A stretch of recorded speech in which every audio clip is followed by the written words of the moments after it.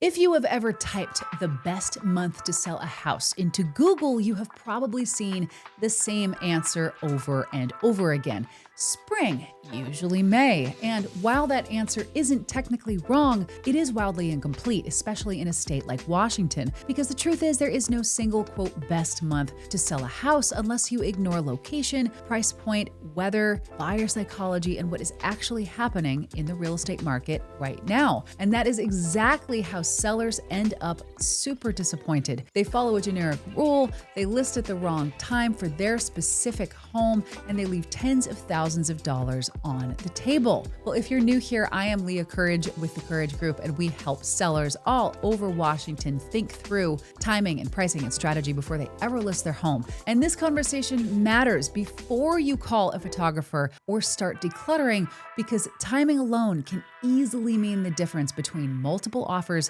and a quiet listing. So in this video, we are going to break this down properly, not with headlines, not with national averages that include Florida and Texas, but with real Washington-specific logic and 10 years of local data so that you can understand when selling actually works best and why, depending on where you live, what kind of home you have, and what kind of outcome you are hoping for.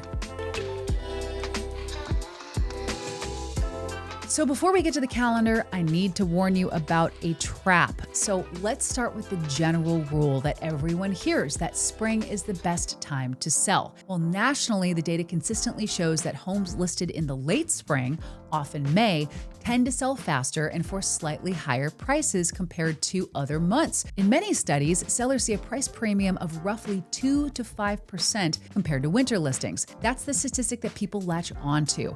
That is the number that gets quoted at dinner parties. But here is the number that needs more context in Washington. If you just follow the national herd and list in May because an article told you, you might actually be walking into a massive problem. Spring works generally because it aligns with buyer psychology, if you will. Buyers are emerging from winter. The daylight is increasing and weather is improving, and families want to move before the next school year. Inventory tends to rise, which brings more buyers into the market because they finally have options.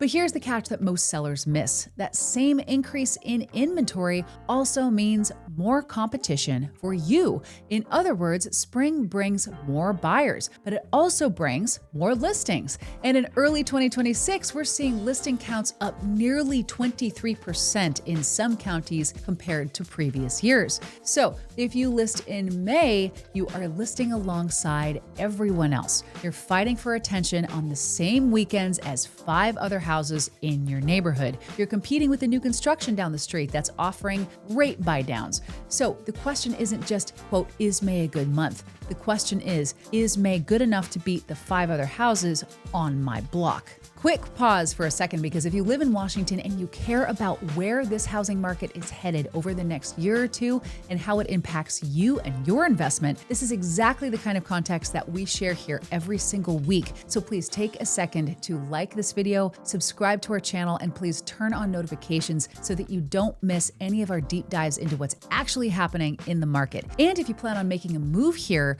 we want to hear from you. Our contact information is below, and we would love to discuss your personal situation and how you can get the most out of your investment.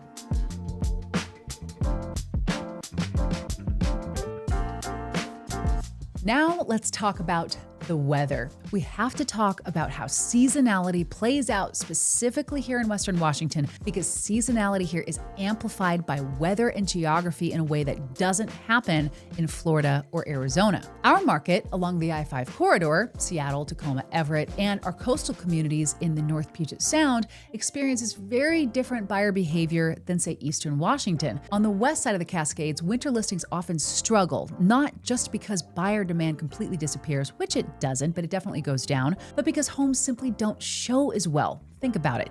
In January, the sun sets at 4:30, and if a buyer gets off work at 5 p.m. to see your house, they're seeing it in the pitch dark. They can't see the roof condition. They can't see the landscaping. They just see wet pavement and gray skies, if they're even seeing any light at all. So we routinely see homes that sit quietly in January or February, perfectly good homes that just feel sad. And then we see those same homes relisted or re-energized in March or April with better light and curb appeal and flowers out, and suddenly they feel new again. That is what I call the light premium. That's why March through May tends to perform very well here. Homes that are listed during this window often benefit from buyer activity going up before peak inventory hits. So in many local markets, we see days on market shorten and showing activity spike during these months, even if prices don't jump dramatically immediately. But let's get specific. I pulled the data from the Northwest Multiple Listing Service looking back over the last decade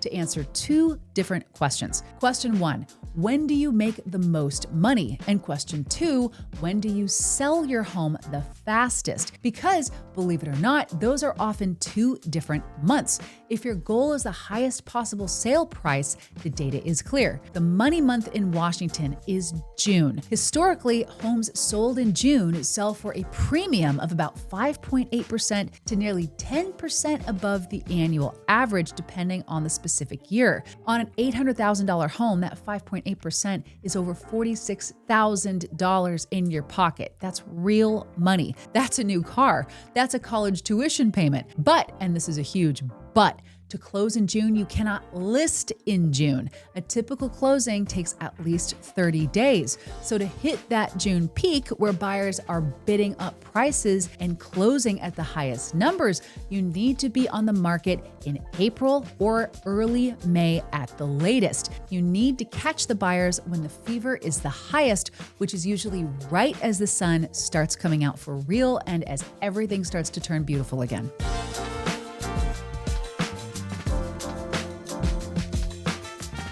Now, what if you don't care about the last dollar? What if you need to move now? What if you have a job transfer or a divorce, or you just bought another house and you need to sell this one fast? If your goal is speed, the data shifts slightly. The fastest month to sell in Washington is May. In May, the average days on market drops to around 32 days. Compare that to January, where the average is often 68 to 74 days on the market. That is a massive difference in stress. Listing in May gets you sold nearly 2 weeks faster than the yearly average. Why? Because in May, the weather turns. The Seattle gray, or the big dark as I like to call it, lifts. Curb appeal is at 100%. And buyers are frantic to lock in a home before summer vacation starts because they want to be moved in so that they can actually enjoy the summer and not spend it packing boxes. But here is where sellers get tripped up. Just because the spring is active doesn't mean it's automatically the best choice for every seller. For example, higher-end homes behave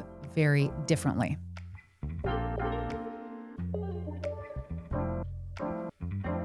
If you're selling a home over $1.5 million or a waterfront property here in Anacortes or the San Juans, throw out the spring rule. Your timeline is completely different. In many Washington luxury markets, buyer demand doesn't always peak in early spring. Luxury buyers are often discretionary. They aren't scrambling to beat a lease renewal, for example. They aren't trying to time the school year perfectly. They're waiting for the weather to be perfect so they can inspect the bulkhead or see the view without all the fog or the gray. We frequently see strong activity for luxury homes in late spring and early summer, specifically June and July. If you list a $2 million waterfront home in February, you're fighting an uphill battle against the weather. The deck is slippery, the view is gray, the boat launch looks completely uninviting. But if you wait until the luxury season, quote unquote, kicks off in early May, then you are selling the lifestyle and not just the house. You're selling the dream of summer on the water, and that always pays off. Now let's talk about summer. So June is strong, but by July and August, we often see a shift in Washington that surprises people. We call it the vacation pause. The weather is beautiful this time of year. Curb appeal is still at 100%. The hydrangeas are popping, but buyers, they actually disappear. They go camping, they go to Lake Chelan, they go out to the San Juans, they even go to Hawaii. Why anyone would leave Washington in the summer to go to Hawaii is completely beyond me, but they actually do. As a result, even though homes look great this time of year, showing activity actually drops off. This creates a very specific danger for sellers. If you list in mid-July thinking that you're hitting the peak of the summer, you might actually launch right into a dead zone. This doesn't mean that summer is bad. It just means that you have to adjust your expectations. If you list in August, do not panic if you don't get an offer until after the first weekend of September. You're waiting for buyers to come back from their end of summer vacations. You're waiting for Labor Day to pass so that people can get back into their normal day-to-day routine. And this brings us to fall. So September and early October are, in my opinion, some of the most underrated months to sell in Washington. Why? Because the looky-loos are gone. The nosy neighbors start keeping to themselves more because it's starting to get a little bit colder. The people who are just testing the market are gone.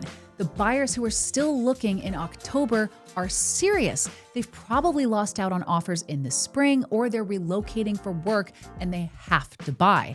Or they have a baby coming in December and they're on a deadline. So the data shows that while the number of showings drop in the fall, the conversion rate of those showings often goes way up. You might only get, say, 3 showings in a week instead of 10, but those 3 people are ready to write an offer. They have their pre-approval letter in hand, they're tired of looking, plus inventory also starts to drop off a cliff in the fall. Listings expire or they get pulled off the market. If you list in September, you have less competition than you did in May. For a unique home or a slightly difficult property, less competition can be a huge advantage.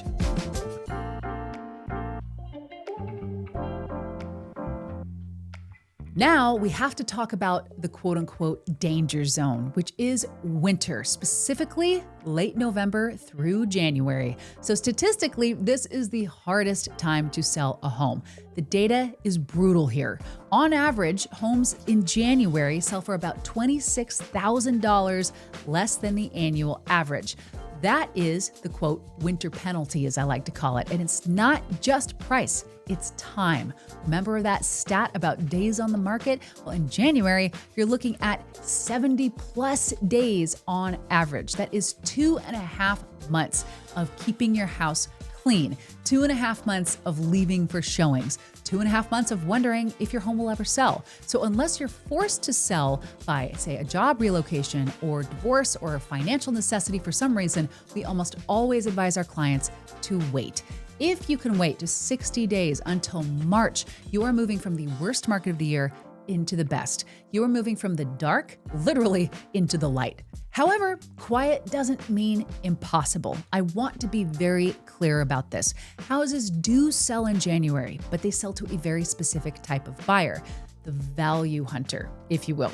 Winter buyers are looking for a deal. They know that you're selling in the off season and they assume that you're desperate. So if you must sell in winter, you have to price it aggressively. You cannot test the market in December. You can't price it at that May kind of number. Your home has to be the obvious best value on the block where you're going to sit until spring anyway.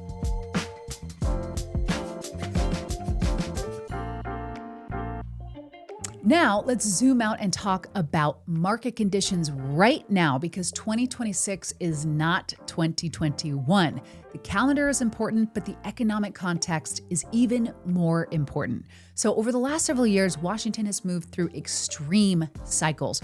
We had the frenzy during COVID. We had the freeze. And right now, we're in what I call more of a balanced market.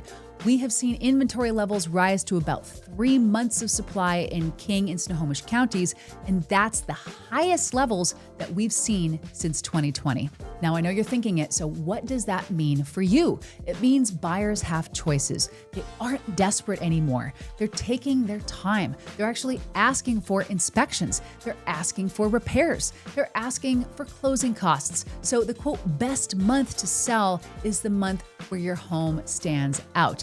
If you have, say, a cookie cutter home in a neighborhood where 5 other neighbors are also going to be listing in May, then maybe you shouldn't list in May. Maybe you should list in March and beat them to the punch.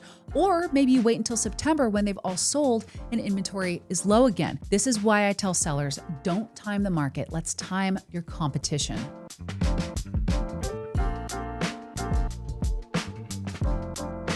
So now I want to pause here and I want to ask you a question, because this is something that I debate with other agents about all the time. If you had to choose between selling for the maximum price, but dealing with the stress of, say, 20 showings in a weekend, or selling for a little bit less, but having a calm one buyer transaction, which one would you choose? Put max price or less stress in the comments. I am actually genuinely very curious to see where you stand, because the spring market is the max price, high stress, and the fall market is the one where you get good price, not max price, but good price and low stress. Finally, remember the regional differences. So in Seattle and the East Side, which is Bellevue, Redmond, Kirkland, the market moves fast and it usually peaks early, usually April to June. Money moves fast there, but if you're in Pierce County or you're farther south, the affordability drives that market, because homes are more affordable in that $500,000 to $600,000 range down there. Demand is actually surprisingly steady year-round. We don't see the massive winter dips in Tacoma that we see in luxury Seattle neighborhoods, because people always need affordable housing. And if you're in Eastern Washington, like Spokane or the Tri-Cities, you have more sun. Your selling season is actually considerably longer. You can list in February or October and still have great showings because you aren't fighting the rain and the gray.